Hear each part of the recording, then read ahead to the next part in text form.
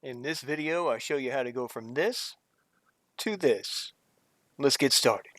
So on YouTube videos, we always see these pros say, this is super easy, anybody can do it. Well, guess what? Now we're putting it to the test.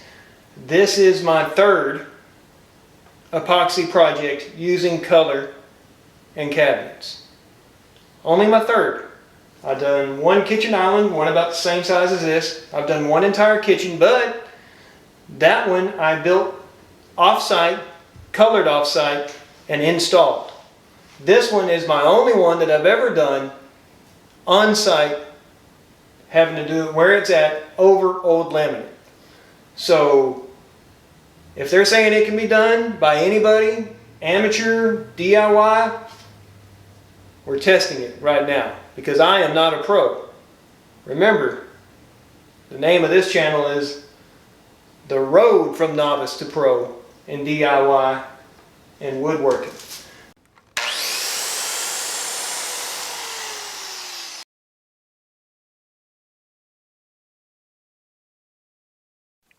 A few months ago, we moved into this new house. The house is great. We love it. The kitchen, though, shows a little bit of age. It was built in the 90s. It has very much of a 90s flair to it. As you can see here, it's got forest green laminate on the countertops, and it's made to look a little bit like a faux granite or a green granite. We're going to be changing that. We're going to be adding stone coat countertops, redoing the countertops, redoing the backsplash, changing the entire look of this kitchen in a matter of a day and a half, 2 days, and we'll show you how to do it step by step. This is only my third epoxy project, so if I can do it, you can do it. Over here, I'm zeroing in on this, zooming in on this. The trim is oak, and it has a little lip right here where the laminate starts. So this poses a problem when doing epoxy. The easiest thing that I could figure out to do with these edges on the countertops was to do the chiseled rock face look that has been shown on YouTube with my Quist and Stone Coat countertops. Being that it is oak, I was afraid that if I just tried to go over it without anything else that I would get bubbles coming out of there. And well, you just can't do that with doing the countertops at the same time. So here I've got a degreaser. I'm cleaning up the countertops, I'm cleaning off the edges, and I'm starting to do my prep work. Now it's time to tape off all the areas that you don't want to get resin on, such as your cabinets, your floor, everything else. Here I left in the drawers and the cabinets. That is a questionable decision. I would advise you to remove the drawers.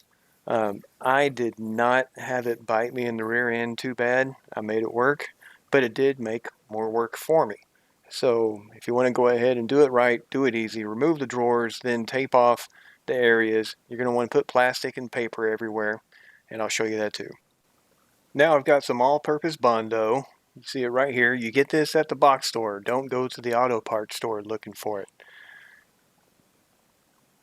So I'm zooming in on that. Ideal for vertical surfaces. That's important because we're going to be putting this on the edge. This is what we're going to make our rock face, our chiseled rock face material out of. So once you've got the Bondo mixed, now it's just a matter of applying it to the edges of the countertop. So try to do it with a Bondo spreader, you're going to fight it. The best way to do it is just what you see right here. Just scoop it up in your hand, start spreading it around. You want to be careful on the bottom where your tape's at, of course, but on the top, you really don't have to be that careful. I'll show you why. It's really easy to scrape off and get a nice, clean, even edge. Now, one thing that you notice is I'm not just making it smooth. I'm putting it on there and I'm gumping it up kind of randomly. I want it thicker in some spots, thinner in some spots, and that'll be apparent why here in a minute. So now while it's still wet, I'm putting my hand on the Bondo and just pulling straight off of it. I want the Bondo to try to stick to my hand and be extremely rough. See, I'm making these spikes, these ridges, these different effects, just trying to get a bunch of different things going at the same time. Then after it dries, this is what it looks like. So after it dries and it's hard, grab a sander, I use 220 grit, and you just start sanding. Now, try to get some dust collection here. My wife helped me out and held the shop vac pretty close to it, trying to suck up as much dust as possible. This is going to spit out a lot of dust into your house and all over your kitchen. The more you can minimize that, the better off you'll be. I should have hooked up another shop vac to the dust collection on this sander, but hey, you learn from your mistakes. Hopefully you guys learn from mine. Now, how much you sand here is completely up to you. You can sand it down almost smooth. You can leave it pretty rough.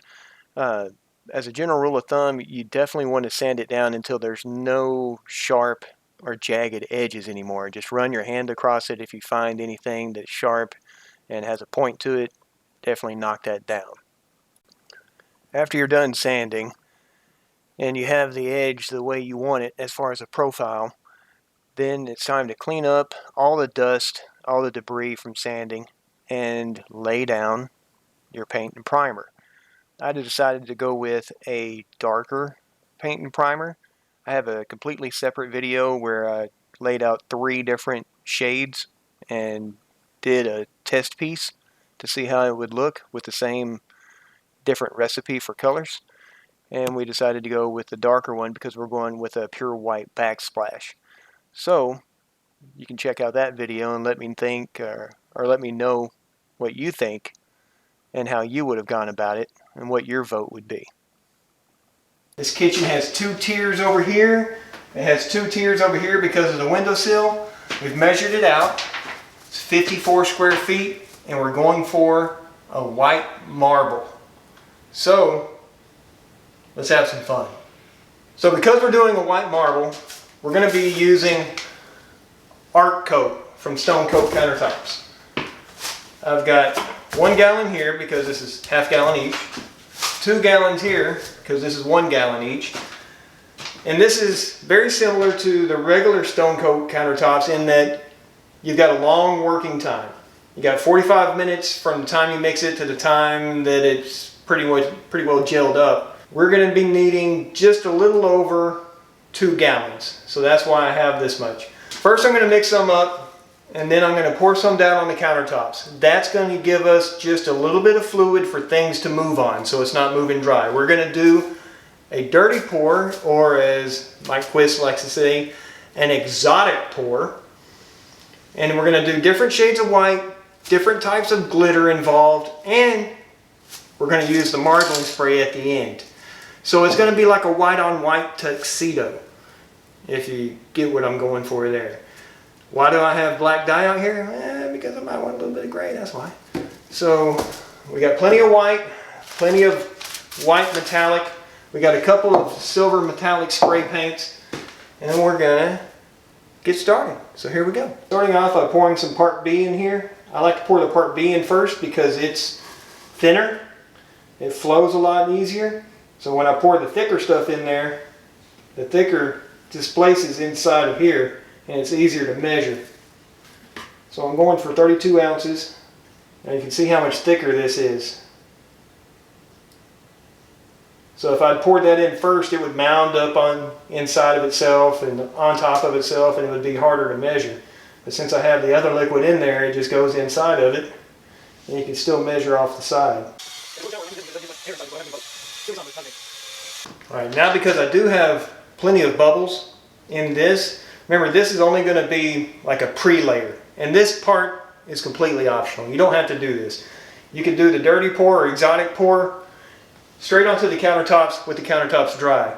This just helps it flow a little more, and since I'm doing it in place and I can't tilt it, it helps if I'm using the air gun, not the air gun, the heat gun or the torch. It helps it move just a little bit more if it's not dry.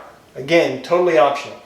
I'm going to let this sit while I'm mixing up the amount that I've measured for the rest of the countertop, which is 54 square feet. I'm actually not doing that in my head, I'm just pretending because I did it beforehand before I turned on the camera. That's 270 ounces. Yeah. What? When you try to cheat but don't trust your memory?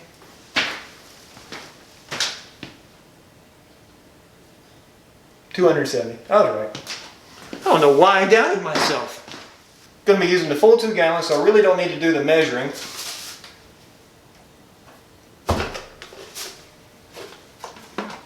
Thinner part in first.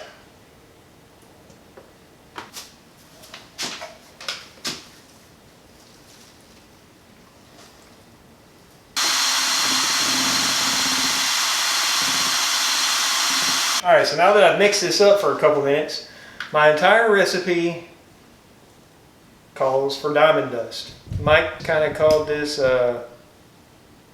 man glitter.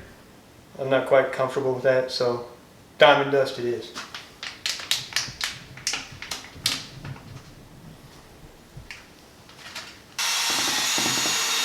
Alright, now this first bucket that I put aside, I let the bubbles come to the top. You see that? Just with 2 or 3 minutes, these bubbles have come to the top. Now they're going to be easy to pop. Just put a torch or a heat gun to them. Here's my first pro tip. This torch, I can hold the fuel out of the way. It's nice and light. I don't have to worry about it tipping over, going out. I've got complete control over it, real easy.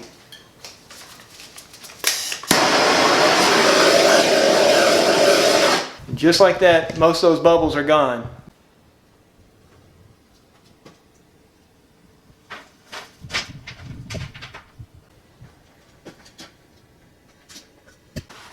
You want to cover the majority of your work. You do not have to let your OCD kick in on this stuff. So now we're going to do several different colors. I'm going to pour my base in here. Then we're going to use our dyes and our metallic powders. And then we're going to pour them back into the bucket and get ready for the exotic pour.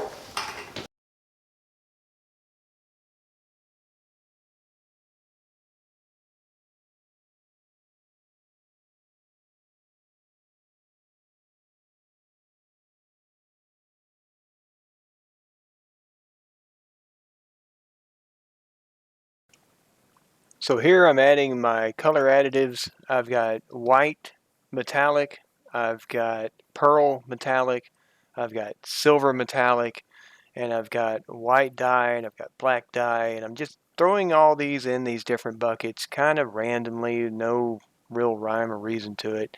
Just want a bunch of different colors for a bunch of different effects, and then it's just all about mixing them up, and then we're going to put them in the bucket. We're just going to start adding these into the bucket.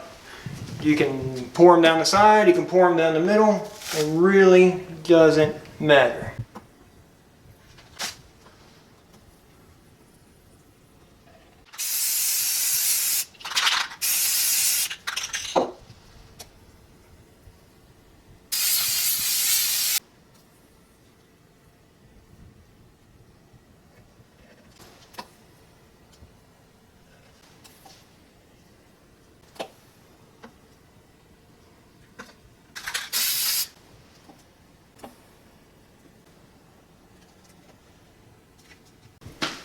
Alright, so when I'm doing this part, you can basically break this up into 3 sections. You got your main section here, upper section, upper section. I want it to look like it was cut from the same stone. I want the same patterns going. So I'm going to start here, I'm going to go in a diagonal here, I'm going to go around back and pour on that same ledge.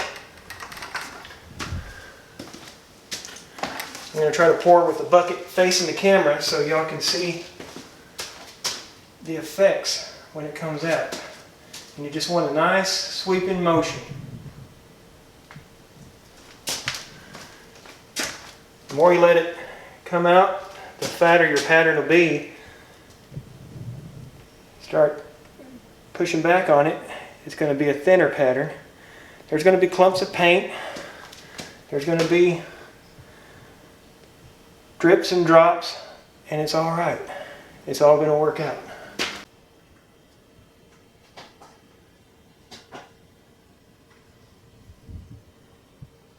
So this one I'm actually going to cross what I already poured, give it a different effect.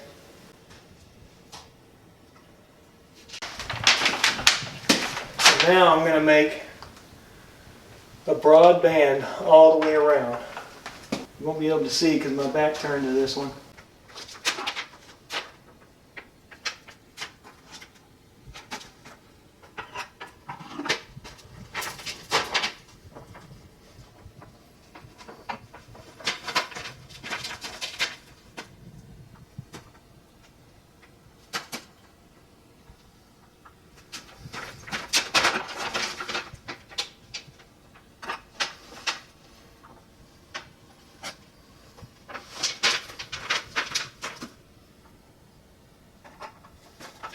To get in that corner, I'm going to pour some into one of these buckets I've already used.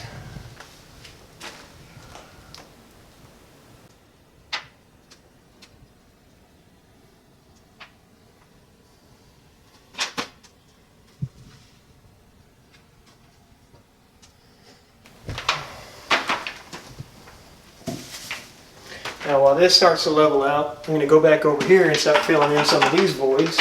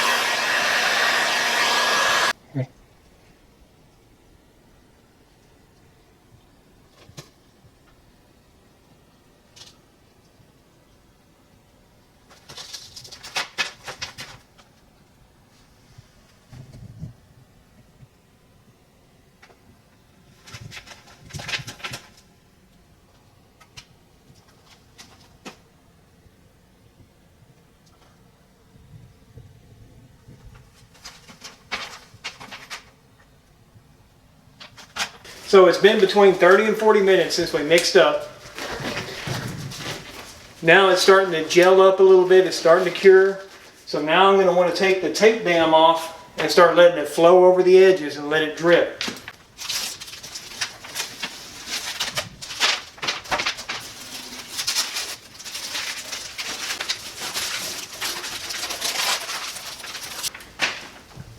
See how it's dripping right here? Just take your gloved hand and just smooth it out. If you leave it dripping like that, it's only going to go down where it's dripping. It's not going to go over the whole area.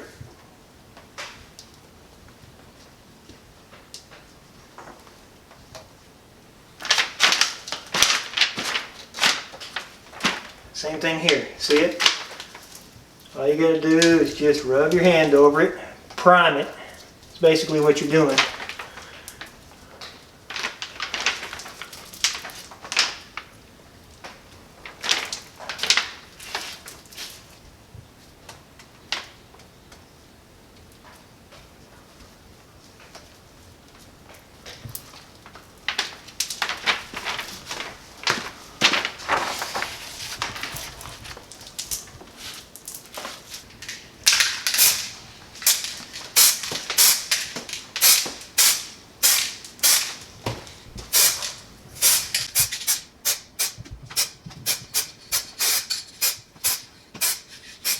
Now this is that white on white look that I was telling you about at the beginning.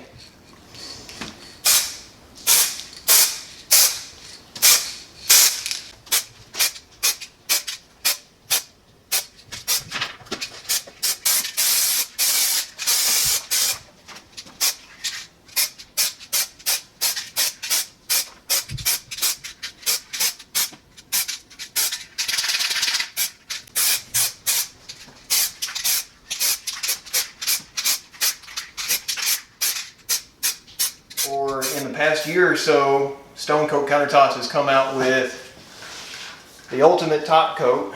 You can get this in a natural finish, which is more like a matte, or a gloss finish. So how you do that, this mixes in a 2-to-1 ratio, and plus you have to add water.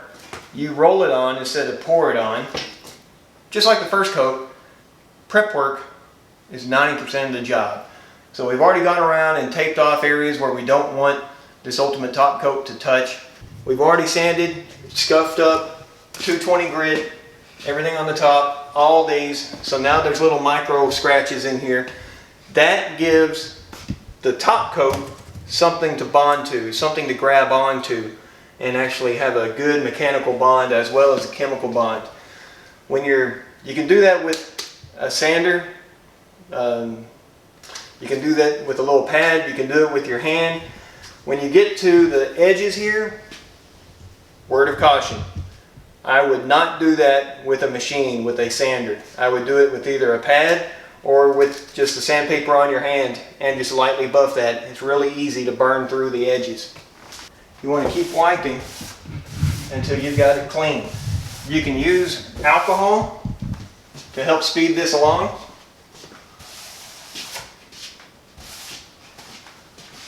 So we've already done a lot of this. You want several rollers. You're going to have a wet roller and you're going to have a couple dry rollers. These need to be, what's the word? De-lined, de-shedded, shedded, however you say it. Easy way to do it. What? De-napped. De-napped. That sounds good. I like that one. Sounds better than what I came up with. So if you just give yourself a lot of tape,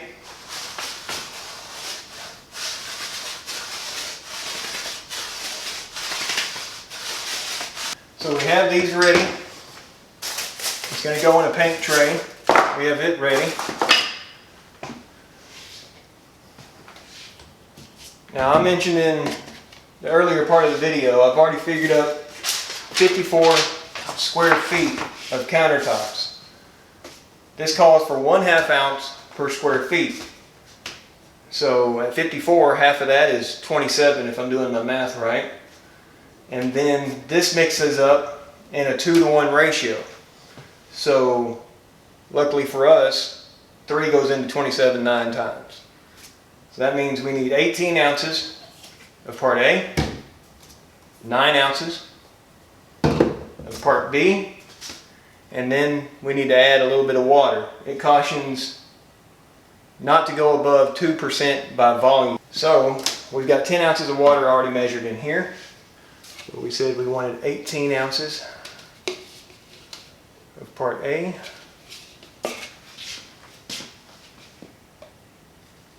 For a couple minutes, and then we add our water.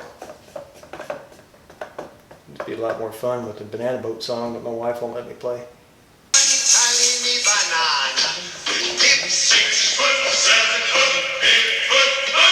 So now we're going to add our water in. I'm going to add in about half. Now that we've started mixing this, we're on the clock. This stuff will set up a lot faster than a normal resin. I've never used it before, but I've done my homework and watched the videos. So it's going to look like Elmer's glue, and honestly that's about the consistency that you're going to want. Is a little runnier than the old-fashioned grade school Elmer's glue. Don't be concerned that it's white when you're looking at it. It is going to dry crystal clear. You want good, even consistency. If you see it thicker on one spot than another, you want to spread it out and feather it towards the thin spot.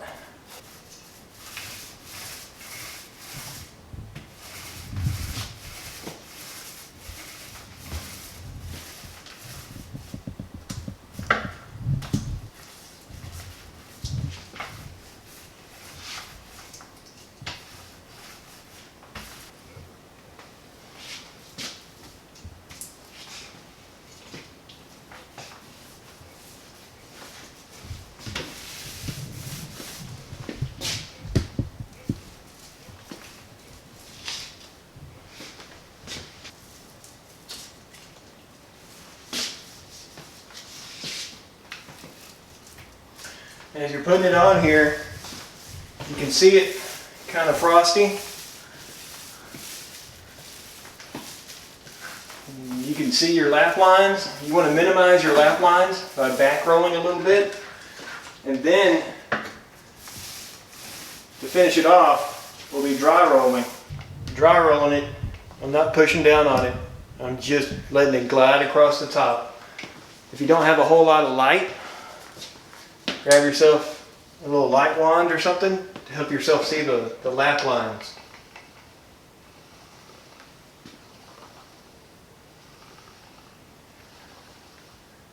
You can use this roller until it gets saturated. How do you know if it's saturated? Well, if it starts dragging instead of rolling, that's one hint. If the lap lines aren't going away, that's another. Alright, so everything's done. It's been several hours now since I pulled the tape and we laid down the ultimate top coat from Stone Coat Countertops. It's the high gloss version, and this is the reveal. So since we started this video, we have bondoed the edges, roughed up the edges, created the rock face, primed the countertops, poured epoxy on the countertops, done the backsplash with the ceiling tiles. And basically we have a Stone Coat Countertops kitchen now, because even the island that I have here is made out of walnut, but it has lots of epoxy, and Stone Coat Countertops is in this island here.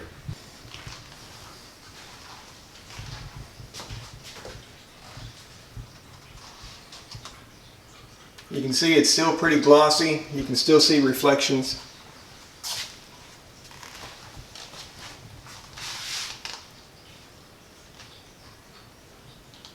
That looks like high-end marble.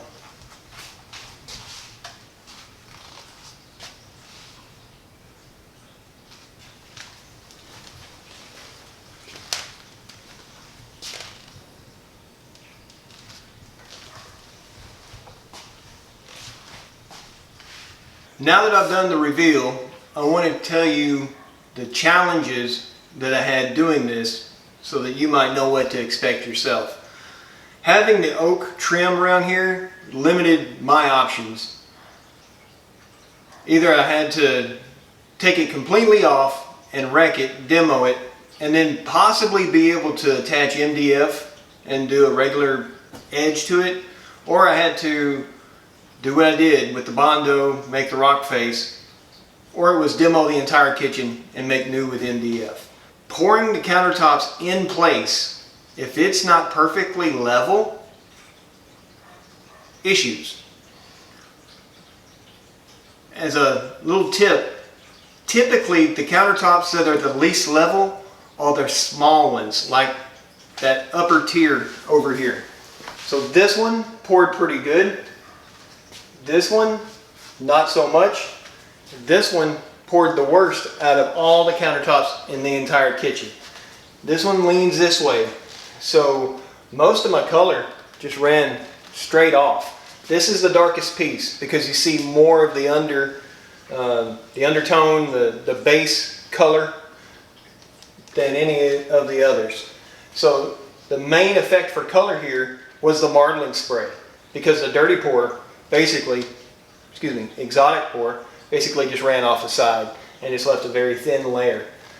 The other challenge was the rock face. With it not being perfectly level, it was very challenging keeping that the color that I want instead of being really dark. So if you're going to do that yourself, if I was going to do it again, I would paint and prime the rock face a lighter color than I would the countertop. At least a couple shades. Maybe not something crazy dramatic as far as color difference, but at least several shades lighter than this, so that when the epoxy runs off and the color runs with the epoxy. How many times do I say it? Every time I say it. A smart man learns from his mistakes. A wise man learns from everybody else's. So if you got anything from this, if you're motivated, if you feel like you can do it, if you got any questions, hit me up in the comments. I'll answer them in the comments. I promise you I will. Please hit the subscribe button. Please ring the bell for notifications. Like the video. See you next time.